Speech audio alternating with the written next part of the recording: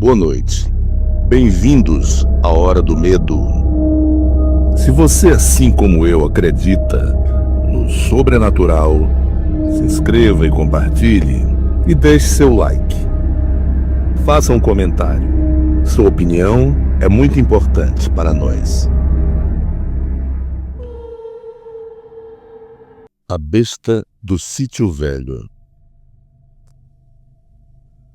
Dizem que em São Romão, lá para as bandas do norte de Minas, o que se ouve de noite não se explica de dia.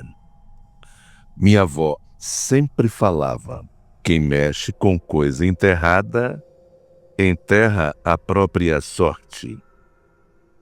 Eu nunca liguei muito para essas histórias, até o inverno de 96. Foi quando a gente viu o que não devia. Meu nome é Zé Maria, tinha 32 anos na época. Morava no sítio do meu pai, umas 2 léguas da cidade, na estrada que corta Ribeirão Seco. São Romão é um lugar pequeno, umas 1000 almas com rua de terra, igreja no centro e um bar onde todo mundo se encontra. O sítio era simples: casa de adobe, curral para os porcos, galinheiro e um pomar de manga que meu avô plantou. A gente vivia de vender leite, ovo e uns porcos na feira. Todo dia era igual. Acordava antes do sol, tirava leite, capinava o mato e de noite sentava na varanda para tomar um café e ouvir o rádio. Era uma vida boa, sem luxo, mas sem aperto. Só que, lá no fundo do sítio, tinha um pedaço de terra que ninguém mexia. Era um canto meio seco, com uma figueira torta e um poço velho, tampado com tábuas podres. Meu pai dizia para não chegar perto, que era coisa dos antigos. Eu obedecia, mas nunca entendi o porquê. Até que, naquele inverno, as coisas começaram a mudar. Naquele julho de 96, o frio estava de rachar. E o sítio parecia mais quieto que o normal. Os bichos estavam estranhos, as galinhas não botavam, os porcos grunhiam sem motivo. E o cachorro, o Trovão, ficava olhando para o lado do poço, de orelha em pé, mas sem latir. Eu achava que era o tempo. Dona Clara, que era devota de Nossa Senhora, começou a rezar, mas dizia que o chão estava inquieto. Eu ria, falava que era besteira, mas no fundo começava a ficar com um aperto. Uma noite, voltando do curral, eu vi uma sombra passar rápido atrás da figueira. Não era homem, nem bicho. Era uma coisa esguia, que parecia andar com as mãos no chão. Cheguei na varanda suando frio, mas não falei nada para Clara, para não assustar. No outro dia, o João, meu menino mais velho, disse que ouviu um barulho no poço, como se fosse uma corrente arrastando. Fui lá com uma lanterna, mas só vi as tábuas no lugar, com o cadeado enferrujado. Pensei em abrir, mas lembrei do meu pai. Deixa quieto, Zé. Voltei para casa, mas aquela noite não dormi direito. Uns dias depois, o Trovão sumiu. Procuramos ele por todo o canto.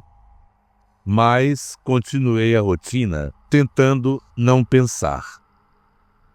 As semanas passaram e o sítio estava cada vez mais esquisito. O rádio começou a chiar, mesmo com pilha nova, e a luz da casa piscava sem motivo. Dona Clara disse que sonhava com uma coisa preta, sem rosto, parada na beira do poço. Eu falava para ela rezar que era só sonho. Mas eu mesmo estava começando a ver coisas.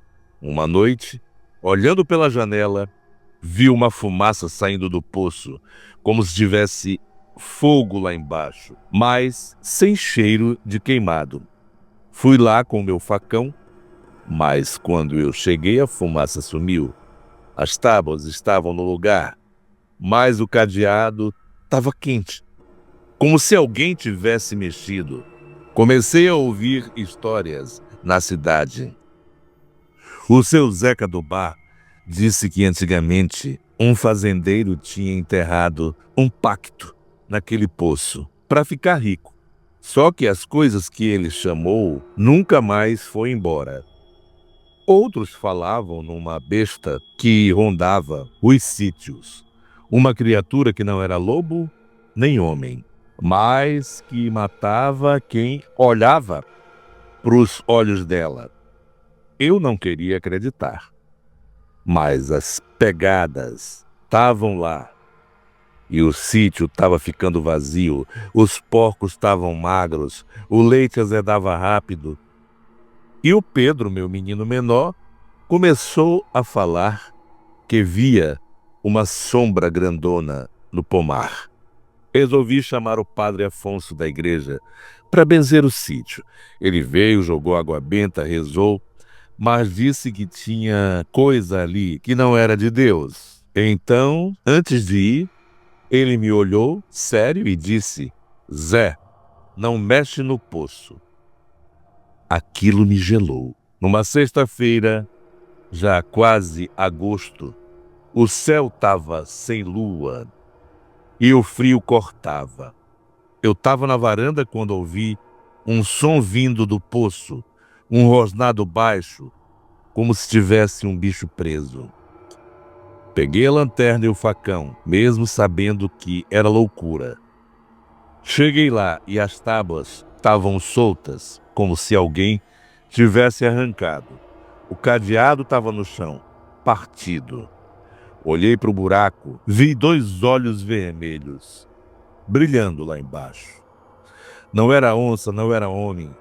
Era uma coisa alta, com pelos pretos, que se mexia torto, como se os ossos fossem quebrados. Ela me olhou e meu coração parou. Minha avó dizia: quem vê os olhos da besta, esquece quem é. Senti minha cabeça rodar, como se minha vida estivesse sumindo. Corri para casa, tropeçando, e tranquei a porta. A coisa não veio atrás, mas o rosnado ficou na minha cabeça. No outro dia chamei uns homens da cidade e a gente tapou o poço com cimento. Nunca mais ouvi nada, mas o sítio nunca foi o mesmo.